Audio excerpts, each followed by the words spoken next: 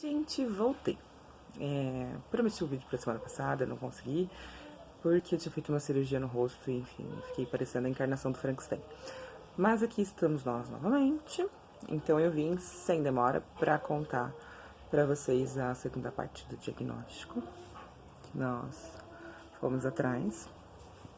Então vamos continuar. Eu não lembro direito onde é que eu parei, eu lembro que acho que eu cheguei a comentar que o colégio nos chamou para relatar o fato de quando ele disse uma palavra e eles começaram a...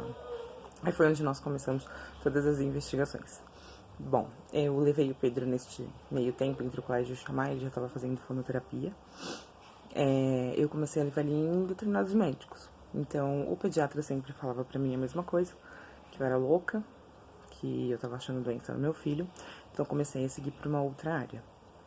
Levei o Pedro no otorrino. O otorrino falou pra mim que eu também tava doida, porque, veja só, tem crianças que demoram realmente mais pra poder falar, então, que às vezes era só algum problema mais... algo mais demorado, mais tardio, mas que existia tempo pra isso. Enfim, tá, né? Eu fiz ressonância magnética nele, que um neurologista tinha pedido, enquanto me afirmava que ele não tinha absolutamente nada e que qualquer coisa que ele tivesse também agora não era possível ser detectado. Muito pelo contrário, que só havia a possibilidade de detecção após os 5 anos. Ou seja, hoje o Pedro tem 5 anos. Na época o Pedro tinha 2 anos. Então, desde os 2 anos, a gente já notava alguma coisa diferente com o Pedro. Algo que estava, assim, fora do comum. Fora do que nós estamos acostumados a ver. E todo mundo falando pra mim que eu era doida. Mas continuei. Nós fizemos a ressonância magnética no cérebro pra ver se tinha alguma deformidade, alguma coisa, não deu nada na ressonância. Eu fiz o Bera, a pedido de uma médica.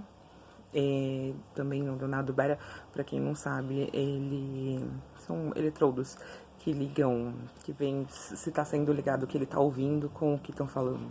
Tipo isso. Então, foi feita audiometria nele também, mas como ele não respondia, então ficava difícil pra poder fazer. Ele respondeu pouquíssimas coisas que eram totalmente inconclusivas, então fizemos o Bera. O Bera e a ressonância foram com sedação.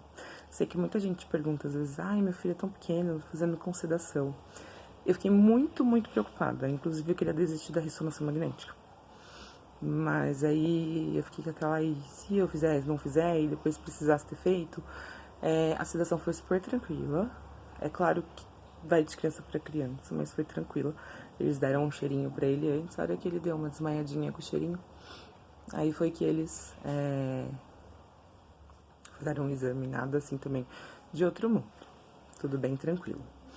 Bom, aí, depois de todos esses médicos que eu fui, que me chamaram de louca, que falaram pra mim que não, que imagina que meu filho não tinha nada, meu filho era uma criança normal, não que ele seja normal, tá? Mas as palavras dos médicos eram essas, é uma criança normal, atraso na fala é comum, tem criança que começa a falar com 5 anos, eu lembro que teve um pediatra que contou uma história, assim, absurda de um sobrinho dele que começou a falar com 5 anos e hoje ele era tipo o gênio em Harvard, um troço muito louco.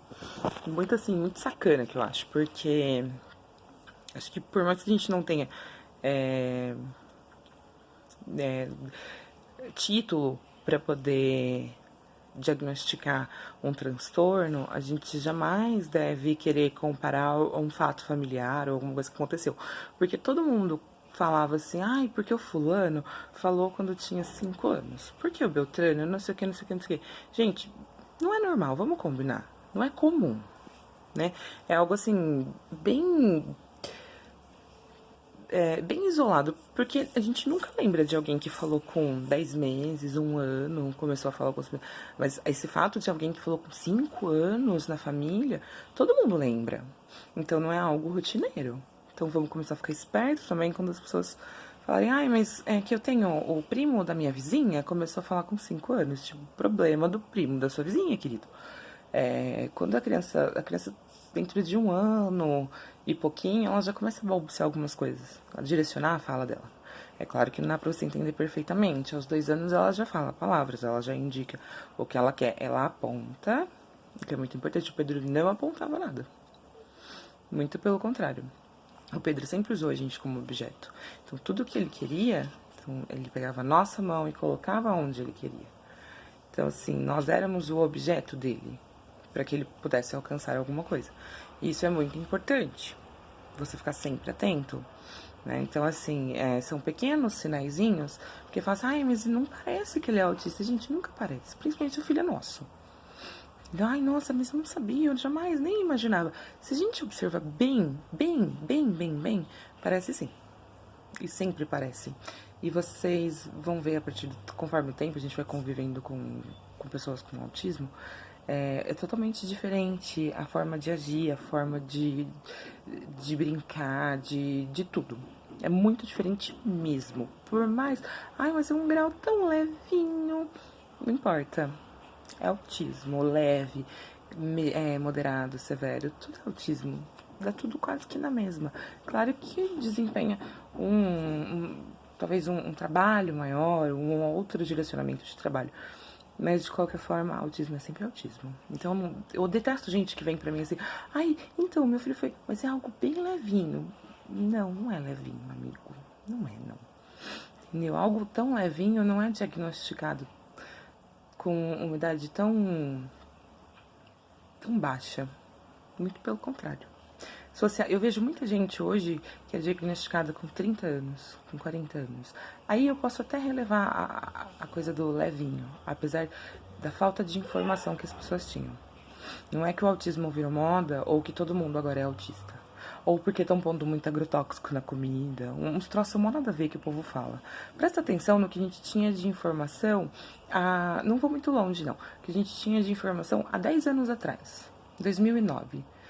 O que era o autismo em 2009?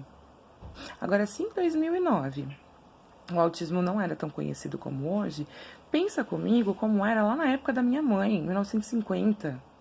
Na época da minha irmã, 1970.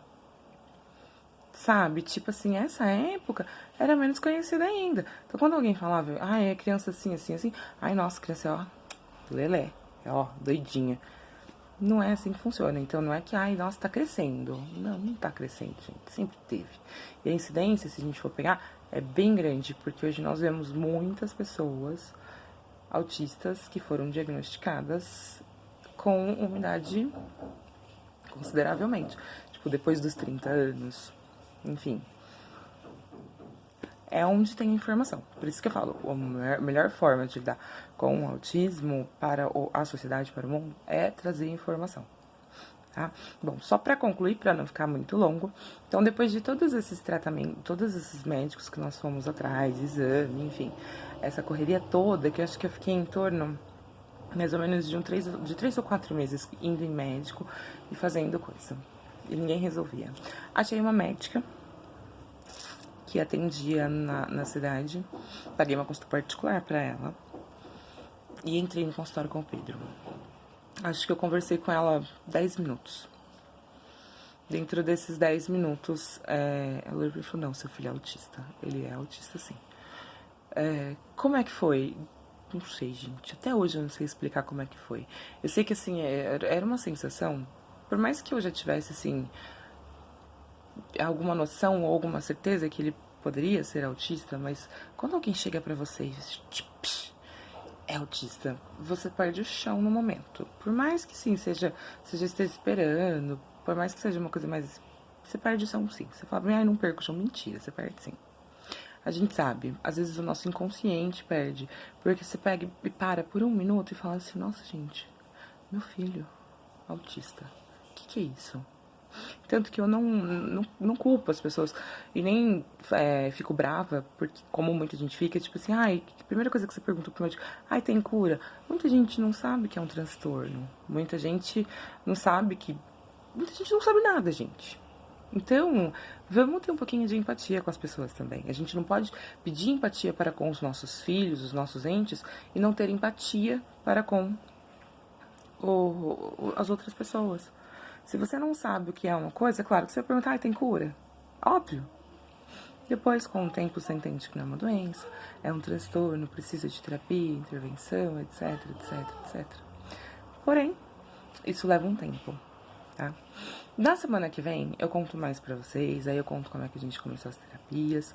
E também vou dar umas dicas pra vocês de alguns sinais de autismo, porque esse vídeo já ficou muito extenso, depois fica muito chato ficar vendo vídeo longo. Então, muito obrigada pra quem me acompanhou até aqui. Não esquece de dar o seu joinha, ativa o sininho, porque sempre que tiver vídeo novo aqui no canal, aí você vai ficar sabendo. Compartilha com todo mundo e chama todo mundo pra ter mais informação, tá? Um super beijo, até semana que vem. E vamos junto aí, que junto dá tudo certo. Tchau, tchau.